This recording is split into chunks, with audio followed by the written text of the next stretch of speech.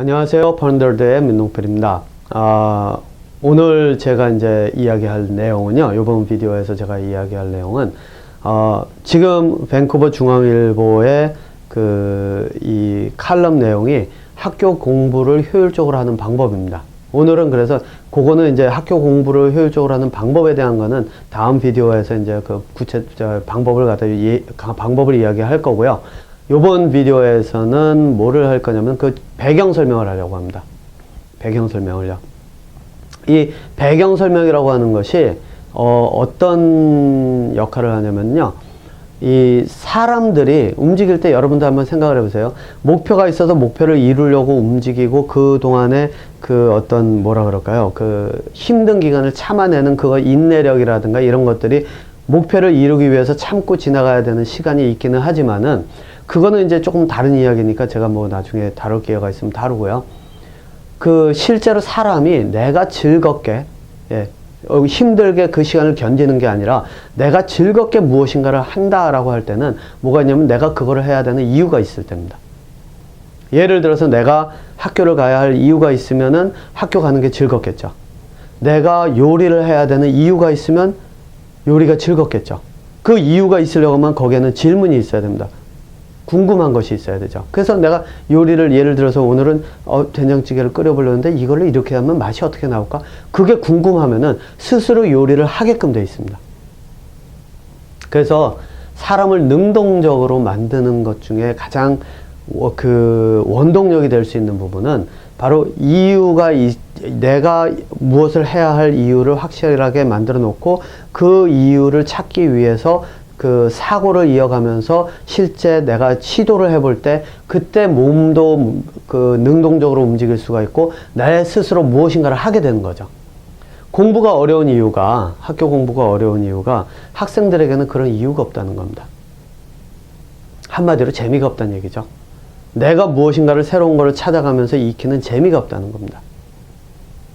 그래서 이 배경 설명이라고 하는 것이 항상 이제 제가 배경 설명을 먼저 하고 그 다음에 본론으로 들어가서 방법에 대한 이야기들을 하고 이렇게 하는데 그 이유가 이제 바로 그겁니다. 이 배경 설명이라고 하는 건 사실상 공부를 해야 하는 이유를 제공함으로써 실제로 내가 능동적으로 무엇을 해보게끔 만드는 하나의 과정이라는 거죠. 예.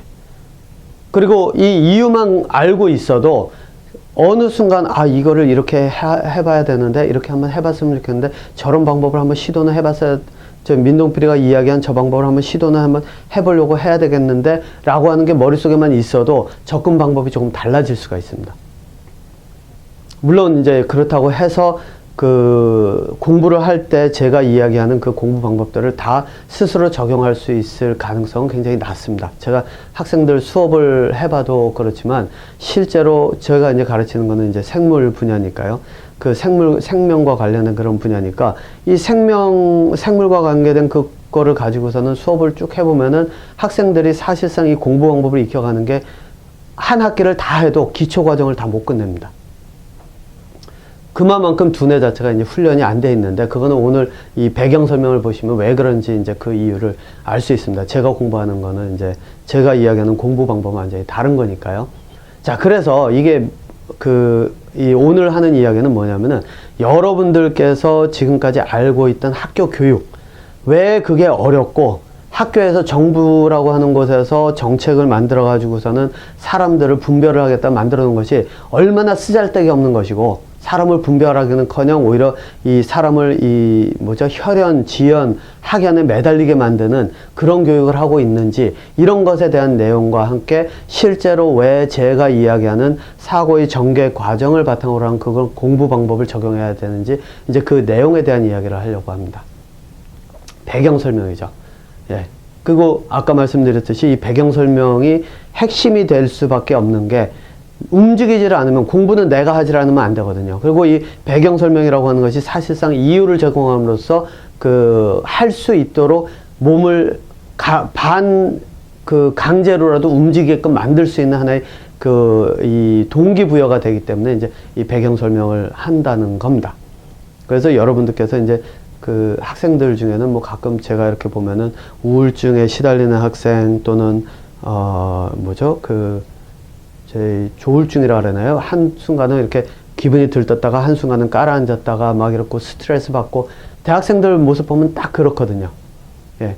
그런 학생들의 모습에 가지고 그런 학생들하고 이야기를 해보면 이유는 딱 하나입니다.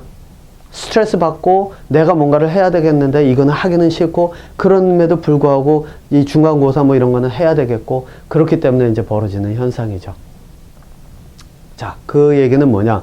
여러분들께서 실제로 제가 이야기하는 이 동기부여라고 하는 이 배경 설명을 가지고 실제로 해보겠다라고 하는 걸 가지고 실제로 여러분들께서 제가 이제 후에 보여드리는 그 공부 방법을 가지고 접근을 한다라고 하면은 여러분들의 그런 어떤 이 학생들 뿐만 아니라, 예, 회사든지 이런 프로젝트를 다루는 그런 분야에서 제가 화가 이 세상 그 누구보다도 뛰어난 그런 어떤 두뇌 능력을 발휘할 수가 있습니다.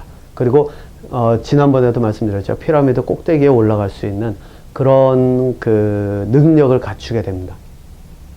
물론 그렇다고 해서 이제 제가 이야기하는 그 공부의 이 부분은 이제 시작일 뿐이지 실제 제가 이야기하는 그 공부의 전부는 아니라는 거는 일단 말씀을 드리고요.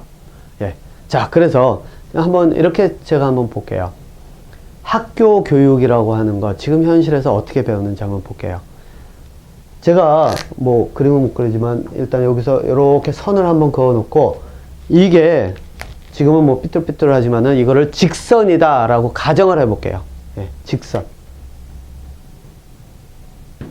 자, 그러면은 이 직선을 놓고 이제 딱 있을 때 학생들에게 야, 직선을 설명해 봐라. 서술이죠. 설명해 봐라 라고 하면 여러분들 생각에 지금 이 비디오를 보시면서 한번 생각을 해보세요. 같이 한번 생각을 해보세요. 직선이라고 하는 걸 딱 해놓고 이걸 보면서 설명해봐라 라고 이제 제가 이야기를 했을 때, 학생들에게 주문했을 때, 여러분들이라면 이거를 설명하실 수 있을까요? 아마 많은 분들이 직선이 직선이지 뭐, 이렇게 얘기를 하실 거라고요. 그 직선을 설명을 하고 앉아있어? 그건 직선인데. 예. 자, 그런데 이제 한번 볼게요. 직선이 무엇을 뜻하는지. 공간상의 어느 한 지점, 시작점이라고 할게요. 그리고 여기는 끝나는 점이라고 정의를 해놓고요. 이거는 뭐 임의를 정하는 거죠. 두 점 사이에 거리를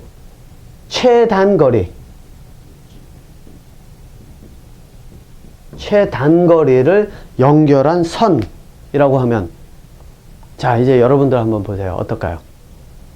직선이라고 하는 것이 설명이 되죠? 요거는 뭐 직선이라고 하는 거 말고 한 가지 이제 저거를 보셔도 돼요. 원의 지름이라고 하는 것. 원의 지름이라고 하는 것을 가지고선 설명을 한다라고 한번 생각을 해보세요. 그게 쉬운가? 근데 많은 학생들이 그걸 설명 못 하거든요.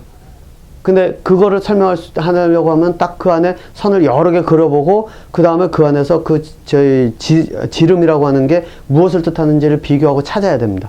그러면 그게 뭐가 나오느냐? 원 안에서 그릴 수 있는, 원 안에서 그릴 수 있는 직선 중 가장 긴 것. 그거를 지름이라고 하는 거죠. 그러면 설명이 가능하거든요. 그러니까 지름이라고 하는 것도 직선이라고 하는 것도 다 설명이 가능합니다. 자, 그런데 여기서 이제 제가 이야기하는 핵심은 첫 번째는 설명을 못할 확률이 크다는 겁니다. 사람들이. 두 번째는 한번 볼게요. 여기에 최단거리, 시작점, 끝, 직선 이 단어들 중에서 모르는 단어가 뭐가 있을까요? 아마 초등학생들도 다 할 겁니다. 그렇죠? 이게 뭐를 뜻할까요? 지식으로 거리라고 하는 그 지식도 배웠어요. 시작점, 점을 찍는 것, 특히 수학에서 배우는 게 그런 것들이 많죠. 미지의 수를 놓고 그 미지의 점이 있을 때 뭐 그런 것들을 찾아 나가고 뭐 그런 것들이 수학에서는 x를 놓고 y를 놓고 좌표를 놓고 벡터를 계산하고 이런 것들이 다 나오잖아요. 그런 거를 배웠음에도 불구하고 이 직선이라고 하는 것 하나조차 가장 간단하면서 가장 기초적인 서술조차 하지를 못한다는 겁니다. 그러니까 어떤 일이 벌어지느냐. 직선을 설명해봐라. 설명을 못하니까 직선을 써먹는 데만 씁니다. 직선 여기서 저기까지 직선으로 가면 몇 미터야. 이거는 할 수가 있죠. 그런데 직선은 설명을 못합니다. 써먹는데 치중이 되어 있습니다. 목적에. 근데 문제는 뭐냐면은 바로 이 목적에 치중이 되어 있을 때 그 공부가 어디로 흐르느냐를 보면 됩니다. 여기서 저기까지 몇 미터? 초등학생도 할 수 있죠. 대학생도 할 수 있죠. 그러면 그걸 가지고서는 글을 써라 그러면 어떻게 될까요? 다 똑같은 글이 나옵니다. 네, 다 똑같은 글이 나오죠. 그래가지고 제가 요거는 뭐 실제로 학교에서 벌어지고 있는 일을 가지고서는 얘기를 하자면요. 학생들이 저는 이제 수업 하기 전에 그 전날 서술하고 질문하고 다음번에 할 주제에 대해서 서술하고 질문하고 가져와라 라고 얘기를 하거든요. 학생을 쭉 놓고서는 가져온 것들을 비교를 해보면요. 거의 70% 이상 다 비슷합니다. 가끔 다른 학생들이 좀 더 깊이가 있는 것들을 찾아온 것 말고는요. 근데 그 깊이 있다라고 하는 것도 사실상 의대생들이라든가 아니면은 제가 가르치는 학생들은 과학을 전공하는 학생들이 아니지만 과학을 전공하는 학생들에 비하면은 과학을 전공하는 학생들 중에 학년이 높은 학생들은 이미 다 알고 있는 그런 지식입니다. 다 똑같아요. 심지어는 질문까지 똑같습니다.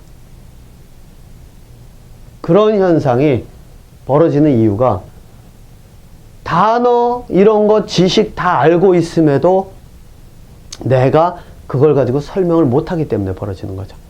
한 가지 제가 예를 더 들어볼까요? 좀 현실적인 거요. 비 요걸 가지고 학생들에게 질문을 만들어 봐라 라고 하면은 비가 왜 오지? 라고 해서 왜? 라는 질문이 들어갑니다. 왜 비가 오지? 비는 왜 와? 이게 질문이죠. 예.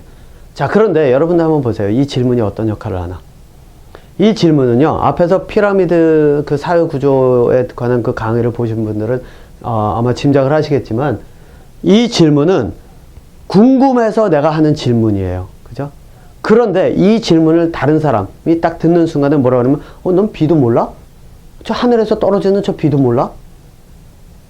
바보 아니야? 이렇게 되는 거죠. 그래서 여러분들 이제 왜라고 하는 질문을요, 한번 생각을 해보세요.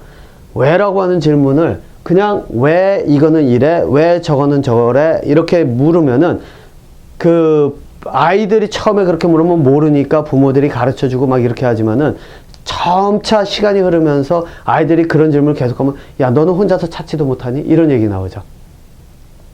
직장에서 아마 여러분들 특히 이런 현상을 많이 보실 거예요. 그 직장에 처음 입사한 사람들 보면 이건 왜 이렇게 해요? 그러면 처음에는 뭐 선배든지 상사든지 잘 가르쳐 주죠. 몇 개월 지나보세요. 똑같은 그런 왜 질문하면 어떻게 되나? 야, 넌 네가 좀 알아서 할 수 없니? 이런 말이 나오죠. 예. 왜냐? 왜라고 하는 질문은 지식을 찾는 질문입니다. 그래서 상대방이 가르쳐 줘야 내가 배울 수 있다는 것을 상대방에게 보여주는 거죠. 한마디로 동물로 얘기하면 나는 아는 게 없으니까 나는 너보다 약하니까 나는 배 뒤집을 테니까 나 좀 가르쳐줘, 나 좀 봐줘, 이런 거예요. 강아지들 배 뒤집어 놓고 주인에게 사랑받기를 원하는 것과 같다는 거죠. 자, 그러니까 이게 뭐를 얘기를 하냐면 왜라고 하는 질문을 가지고서는 내가 질문을 상대방에게 하는 순간은 내가 상대방에게 표현한 건 나는 모릅니다, 나는 바보입니다. 근데 상대방이 실제로 바보로 생각할 수도 있어요. 말 그대로 나 스스로가 바보를 만드는 게 바로 왜라고 하는 질문이라는 거죠.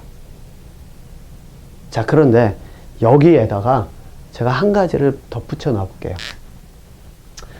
비라고 하는 것을 이제 보고요. 제가 야, 먹구름이 저렇게 잔뜩 끼고 물방울이 생겨서 밑으로 떨어져가지고 땅으로 떨어지는데 이게 비의 이제 그 개념이잖아요. 예, 지식으로서의 비가 아니라 개념으로서의 비라고 이제 저는 이야기합니다. 지식과 개념 차이는 이제 제가 아마 나중에 예전에 했는지 모르지만 아마 한 번 더 다룰 기회는 있을 겁니다. 그 학교 저거를 가지고 얘기를 그 학교 공부를 쉽게 효율적으로 하는 방법에서 아마 그 부분은 짚고 넘어가야 되는 부분이라서요.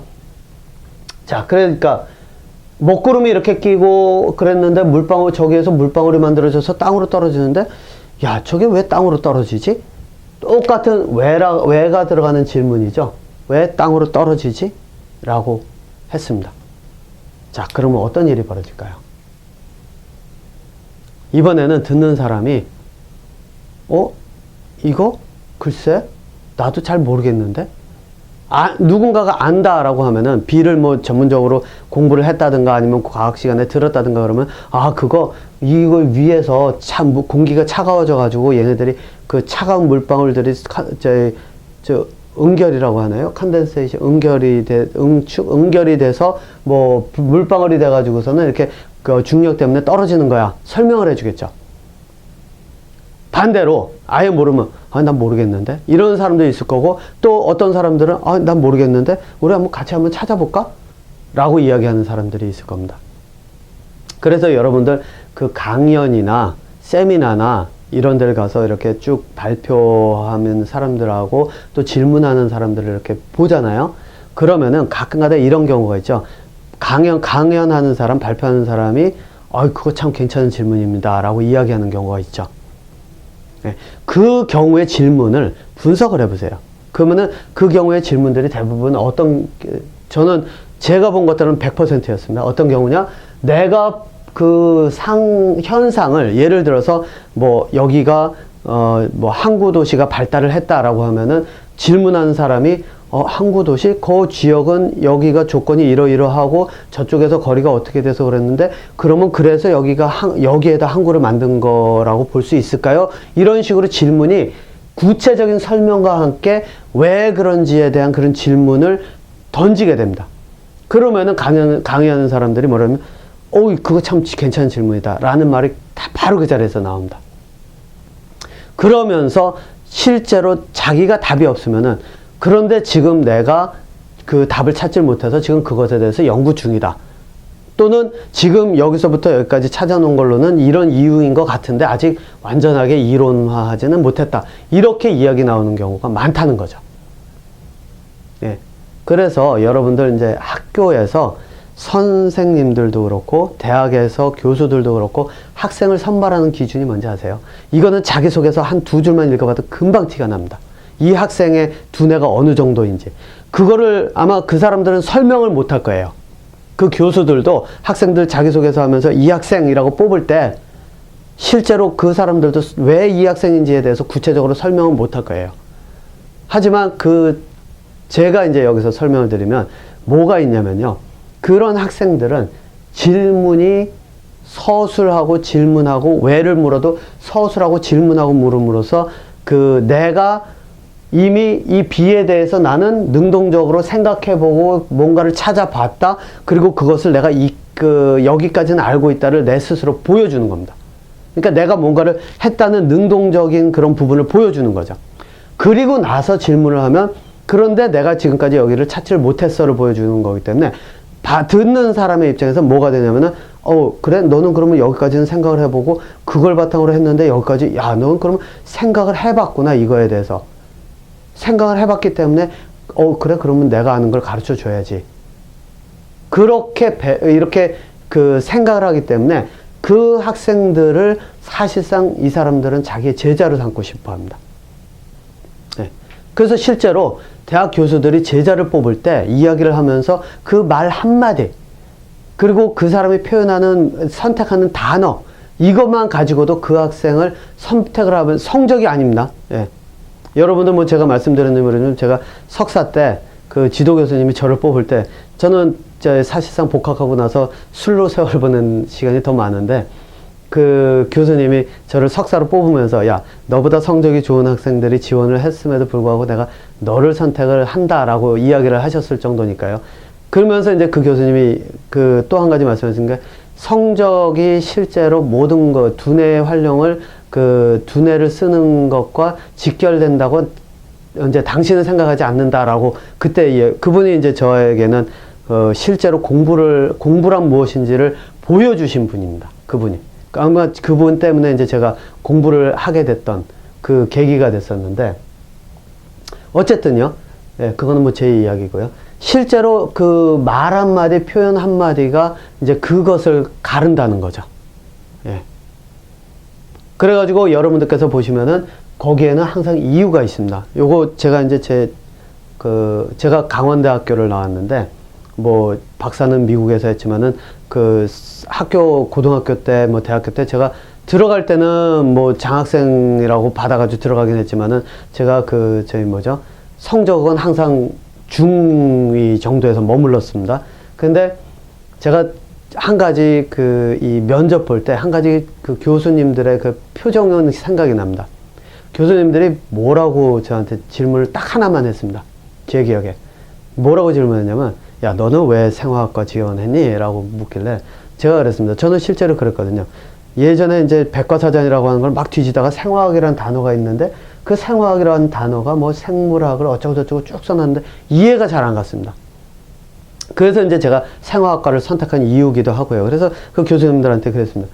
제가 백과사전을 들으면서 이것저것 찾아보고 있었는데 생화학이라는 단어가 있어가지고 들여다봤더니 생화학은 뭐 이러이러이러하다고 했는데 도대체 화학이란 게 뭔지 생물이란 게 뭔지 생화학이란 뭔지 그게 왜 이런 거를 이런 식으로 해석하는지 그게 모르겠어서 그래서 이제 저는 생화학이 뭔지 좀 알고 싶어서 왔습니다. 이렇게 얘기했더니 그거 하나로도 아마 제 기억에는 면접이 더 이상 없었던 것 같아요.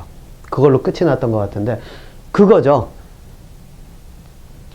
기본적으로 설명하고 질문을 하면은 사람들이 딱 받아들일 때, 얘는 능동적으로 뭔가를 생각을 해본 적이 있구나. 그리고 무엇인가를 질문을 할 수 있구나. 무엇인가를 새로운 걸 찾으려고 하는구나. 이게 딱 들어오는 순간 제자로 받으려고 하는 가능성이 높아진다는 겁니다. 네. 자, 그리고 그 얘기는 뭐냐면요.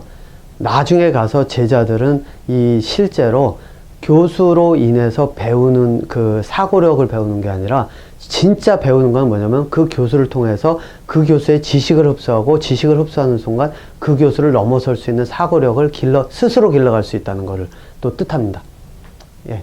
어쨌든 뭐 그 얘기는 제가 뭐 나중에 또 기회가 될 때 뭐 비슷한 얘기가 나올 수 있고요. 자, 그래서 이제 여기서 보겠습니다. 서술하고 질문하고. 근데 서술에서 할 수 있으려면 이것을 내가 관찰을 할 수 있어야 됩니다. 네. 그런데 이거를 여러분들께서 헷갈리면 안 되는 게요. 학교에서 이거를 과학적 지식으로 배웠다라고 하잖아요. 그러면은 어떻게 되냐면 비는 왜 와? 라는 질문이 나오는 게 아니라 누군가 물어보면 비는 이러이러해서 와 라고 하지만은 실제로 비는 왜 와? 라는 질문을 스스로 던지지를 못합니다. 그러니까 이게 내가 직접 관찰하고 서술했는가 아니면은 이게 지식으로 배웠는가 차이는 여기서 나오는 거죠. 그래가지고 질문을 할 수가 없는 상태라면 어떤 현상이 벌어지면 직선을 써서 B라고 하는 단어처럼 직선이라고 하는 거에 있어서 얘기한 것처럼 B라고 하는 단어를 써서 이걸 가지고선 B는 어쩌고저쩌고 말은 쓸 수 있지만 그 단어가 B는 구름이 먹구름이 껴서 어쩌고저쩌고 막 이렇게 쓸 수는 있지만 문제는 뭐냐면은 이거를 내가 계속 이렇게 쓰다 보니까 다른 사람들하고 차이가 없다는 거죠. 실제로. 과학을 해서 배운 B가 오는 그 과정을 배운 사람들은 다 똑같이 그래서 이야기를 풀어나간다는 겁니다. 똑같은 이야기를 하니까 거기엔 색다른 게 없고 색다른 게 없으니까 교수들이 가서 B에 대해서 서술해와라 뭐에 대해서 서술해와라 그랬는데 똑같은 게 없이 차이가 없이 다 똑같으니까 교수들도 이게 뭐 다 그 나물에서 그 밥이네 이런 얘기가 나오는 거죠. 네. 자, 이러다 보니까 이제 어떤 현상이 벌어지냐면은 제가 이제 그래서 제가 다음번 시간에 다음번 강의에서 제가 할 내용이 뭐냐면은 사실상 이 관찰하는 과정서부터 서술하는 과정 그리고 질문을 만드는 과정이 어떻게 공부에 적용이 됐을 때 공부가 쉬워지고 어떻게 효율적으로 바뀔 수 있으며 그것을 가지고 학교 공부를 얼마나 효율적으로 할 수 있는지 저는 이 방법만 쓰면은 실제로 이 방법에 익숙해지기만 하면은 학교 공부는 10배, 100배 쉬워집니다. 근데 이 강의를 듣는 여러분들께서는 뭐 사실상 이제 장애가 뭐냐면 여러분들께서 스스로 해야 된다는 거죠. 이게 제가 이제 학교에서 수업하듯이 아니면은 뭐 제가 여기 밴쿠버 중앙일보랑 이제 지금 수업을 계획하고 있는데 그런 수업에 들어오면 제가 아예 저는 학생들에게 아예 능동적으로 이런 것을 하게끔 만듭니다. 물론 주제는 이제 제가 가르치는 주제처럼 과학에 관련된 것들을 가지고서는 하겠지만 실제로 공부 방법을 과학을 집어넣어 가지고 합니다. 그러면은 학생들이 제가 이건 학교에서 써먹어가고 그 결과를 보기 때문에 이제 제가 확실하게 보장을 하는 건데, 그것만 익혀서 따라오는 학생들은 여러분들이 생각하는 그 지식의 단계는 훨씬 넘어섭니다. 네. 그 지식의 폭이 굉장히 넓어집니다. 그런데 개념의 폭은 여전히 자신이 쌓아가야 되기 때문에 조금 시간이 이제 걸리는 거죠. 개념을 쌓는 과정을. 예. 그래서 그거는 이제 다음번 강의에서 제가 이제 좀 구체적으로 이제 한번 보여드리고요. 이번에는 이제 이 학교 공부가 지금 현실에서의 학교 공부가 어떤 것을 뜻하는지를 제가 이제 좀 적나라하게 보여드리려고 합니다. 자, 학교에서 가르치는 거는 비란이 이런 거야, 직선은 이런 거야, 이렇게 가르치죠. 지식을 가르칩니다. 말 그대로. 지식이죠. 자, 이렇게 되다 보니까 어떤 현상이 벌어지느냐. 측정을 할 때도 지식의 양을 가지고 측정을 해야 되죠. 그래서 한 문제가 말 그대로 당락을 결정하는 그런 현상이 벌어지는 겁니다.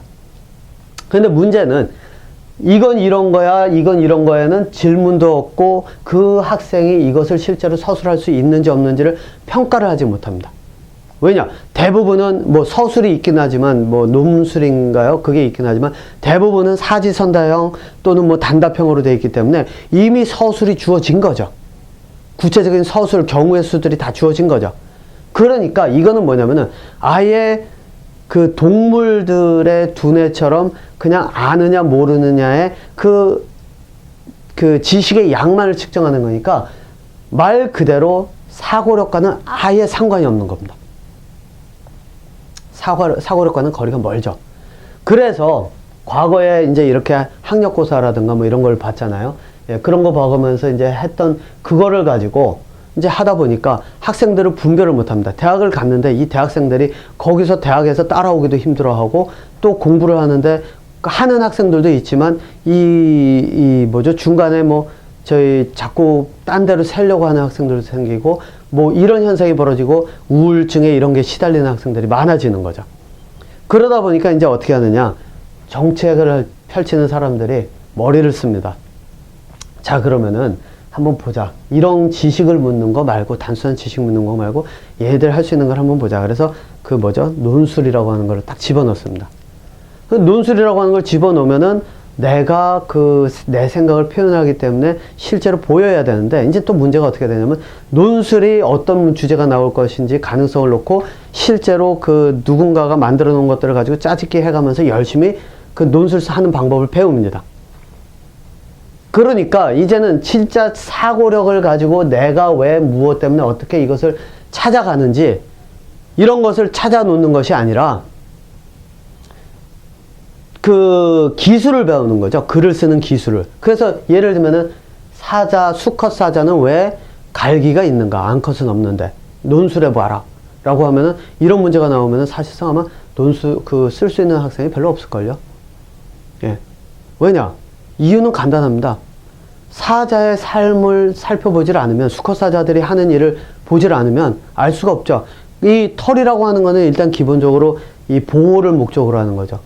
그 암컷은 없는데 왜 수컷이 있는가? 그거 보면은 그 사자의 생애를 쭉 살펴보면 답은 의외로 간단합니다. 제 이론으로는요. 뭐냐면 수컷 사자는 자기들끼리 싸워서 영역 싸움과 암컷을 차지할 권리를 위해서 싸웁니다. 서로 물고 뜯고 말 그대로 목숨을 내놓고 싸우죠. 그리고 또 다른 그 동물들이 자기 영역 침범할까봐 그런 동물들과 싸웁니다. 그러니까 말 그대로 사냥을 하는데 초점이 맞춰진 게 아니라 자기들끼리 생명을 놓고 혼자 싸우다 보니까 갈기가 보호의 역할을 한다. 그래서 수컷은 갈기가 있다. 이제 저는 그렇게 이론을 얘기를 합니다. 그런데 여러분들 한번 보세요. 이러한 사고력을 펼쳐서 이론을 만들어낼 수 있는 학생이 얼마나 될까요? 얼마 없을 겁니다. 거의 없다고 보면 됩니다. 그러니까 어떻게 해야, 이런 사고력 자체가 주어지질 않았으니까, 사고력을 기르는 공부를 배워보질 않았으니까 어떻게 하느냐? 이제는 글쓰기도 열심히 배워서 하다 보니까 야, 논술도 아니야. 자기소개서 다 어디서 대필하고 막 이러다 보니까 이것도 아니야. 그러면 어디서 언어 연수하고 어디서 유학하고, 그래? 그러면 이건 좀 될까 하는데 또 그런 학생들이 늘어나다 보니까 이것도 아니야. 그러면 어디서 봉사활동? 근데 보니까는 봉사활동이라고 하는 거, 해외 나가서 하고 뭐 이렇게 하면, 이거는 다른 학생들이 못했던 거니까 이거 괜찮네? 그러다 보니까 또 그런 학생들이 늘어나고 또 이것도 아니야. 그러면 다시 돌아가서, 그러면 우리, 뭐라 그러죠? 그 학력고사, 정시라 그러나요? 예. 그거에다 다시 초점을 맞춰야 되지 않을까? 악순환의 반복이죠. 자, 이런 현상이 왜 벌어지느냐? 이 말은요, 정치하는 사람들도 모르고, 정책을 짜는 사람들도 모르고, 실제로 이 현상이 어디서 왜, 무엇 때문에 왔는지를 모른다는 겁니다. 근데 답은 간단하죠. 사고력을 길러주는 공부, 수업을 하는 게 아니라 지식에 초점을 맞춘 거를 하니까 답이 안 나오는 겁니다. 그 사람들이 왜 모를까요? 그 사람들도 이 공부를 한 거죠. 그 사람들도 지식으로 해가지고 그 자리에 올라가다 보니까 다 그 나물에 그 밥이라는 겁니다. 그냥 조금 더 1점, 2점 차이가 났을 뿐이지 그 나물에 그 밥이라는 거죠. 이런 말도 안 되는 현실 속에서 여러분들을 살고 있으면서 여러분들이 뭐 학부모님들이라면 아마 아이를 학교에 보내면서 학교가 아이들의 두뇌의 사고력을 길러주기를, 창조적 사고, 뭐 아인슈타인과 같은 천재가 될 수 있기를 바라고 있다는 거죠. 얼마나 참 이 말도 안 되게 웃기는 현상인지 한번 생각해 보세요. 네. 자, 그래서 여러분들 이제 제가 여기서 이제 말씀드리지만 공부하는 방법을 바꾸질 않으면, 그러면요, 사회는 어차피 서로 물고 뜯고 하는 현상에서 벗어나지도 못할 뿐더러 지금 뭐 이런 거 가지고서는 서로 여러분들 정치하는 사람들 보시죠? 이건 저렇다, 저건 저렇다, 앞뒤로 말 뒤집고 막 그래 가면서도 그 정치한다고 뻔뻔하게 나와가지고서는 그 말 바꾸면서도 뭐 그때는 이랬고 지금은 이랬다는 식으로 얘기하고, 그게 다 어디서 오는지 아세요? 바로 여기서 옵니다. 지식으로 가르치면서 이건 옳다, 저건 나쁘다 이렇게 가르쳐 놓으니까 나쁜 놈은 배척해야 되고 옳다고 하는 거는 받아들여야 되니까 내 편, 네 편이 생기고, 그러다 보니까 쌈박질이 벌어지고, 이게 개들의 세상입니다. 개들도 보세요. 자기 무리들, 늑대 같은 것도 자기 무리 있고 다른 무리 있으면 다 너는 너네, 우리는 우리, 그러면 쌈박질하죠. 정당에서 정치하는 사람들이 패 갈라놓고서는 그 패싸움 하는 거랑 뭐가 달라요? 똑같죠. 말로 한다 차이일 뿐이죠. 가끔 몸도 쓰네요, 그 사람들. 자, 그래서 제가 이제 실제로 정책이 바뀌고 정부가 바뀌고 교육에 대해서 실제로 능동적으로 바꿀 수 있는 사람은 뭐 얼마나 있을지는 모르겠습니다. 저는 이제 그것을 뚫고 나가서 그 사람들에게 제안도 해보고 하려고 하는 그 시점에 있는데, 그런데 아까도 말씀드렸듯이 그 사람들이 이 공부를 통해서 그 자리에 가 있기 때문에, 또 그 사람들은 기득권자고 그 사람들의 자식들도 그 자리를 오르게끔 그 사람들은 사회 체제를 만들어야 되기 때문에, 그러니까 개천에서 용나는 꼴은 못 보거든요. 자기 자식들이 우선이죠. 자기 자식들이 우선 기득권으로 같이 자기들의 위치로 올라오도록 그 시스템을 만들어야 되기 때문에 그 일반적인 사람들을 위해서 시스템을 바꾸지는 않습니다. 그 얘기는 뭐냐? 제가 가서 이제 그거를 바꾸자고 제안도 하고 하겠지만, 그리고 시작은 했습니다만, 그것을 가지고 실제로 그 사람들이 받아들일까? 저는 확률은 굉장히 낮다고 봅니다. 있기는 있겠지만 확률은 낮다고 봅니다. 왜? 그것을 받아들이는 순간 그 자기의 위치가 흔들리죠. 자기가 지금까지 해왔던 정시를 늘려야 된다, 아니다, 스펙을 해서 봐야 된다, 뭐 이런 계획을 했던 것들이 다 물거품이 되죠. 왜냐면 이제 여러분들께서 다음번 강의에서 보시면 알겠지만 공부 방법서부터 접근 방법이 완전히 다르거든요. 같은 지식을 다루기는 하지만. 자, 그래서 이제 제가 뭐 오늘 강의는 뭐 요 정도로만 하고요. 그래서 교육을 지금 현실로서는 교육을 여러분들도 그렇고 저도 뭐 제가 이제 아까 시도는 해본다고 했지만 당장 바꿀 수는 없습니다. 하지만 할 수 있는 건 뭐냐? 내가 바뀌면 됩니다. 저희 아이 같은 경우는 학교 가는 걸 굉장히 즐거워하거든요. 그 이유가 학교에서 새로운 것들을 배우는 걸 즐겁다고 하더라고요. 근데 그 아이가 그럴 수 있었던 건 제가 수년간에 걸쳐가지고 제가 하는 이 공부 방법, 이거를 가르쳤기 때문입니다. 그러니까 자기는 궁금한 걸 가지고 학교를 가는 거죠. 궁금한 걸 가지고 학교를 가니까 배우는 게 있는 거고, 그런 식으로 공부를 따라가는 거죠. 예. 물론 다루는 학교에서 저희 공부하는 것들을, 이 개념이라고 하는 것들이 굉장히 많기 때문에, 그런 것들을 이제 단순히 외워서 따라가는 그런 것이 아니기 때문에 처음에는 속도는 조금 느릴 수는 있습니다. 왜냐면 저는 지식이라고 하는 거는 아예 저희 아이한테 전해주질 않거든요. 네, 지식을 따라가게끔 만들지는 않거든요. 뭐 지금까지는 그랬습니다. 이제는 조금씩 이제 지식이라고 하는 것을 어떻게 개념으로 바꿔서 그걸 쌓아가는지를 가르치면서 학교 공부 내용을 이제 실제로 적용을 시켜가지고 저희 아이를 이제 훈련을 조금씩 시키고는 있는데, 그 전까지는 공부 방법만 해가지고서 학교 보냈기 때문에 학교 공부에 대해서는 저는 아무것도 신경을 안 썼었는데, 예, 이제는 바꾸긴 하는데, 이제 제가 여기서 말씀드리는 겁니다. 제가 다음번에 강의에서 보여드리는 그 방법을 학교 공부 주제에 적용을 해가지고 하게 된다면, 또는 여러분들이 하고 있는, 여러분들께서 뭐 직장인이라든가 이런 분이라면 직장에서 하고 있는 그런 어떤 프로젝트에 적용을 한다면 여러분들 아마 보시게 될 겁니다. 그게 어떤 효과를 보게 될지. 자, 그럼 오늘 강의 여기서 마치고요. 저는 다음번에 공부 방법으로 다시 찾아뵙겠습니다.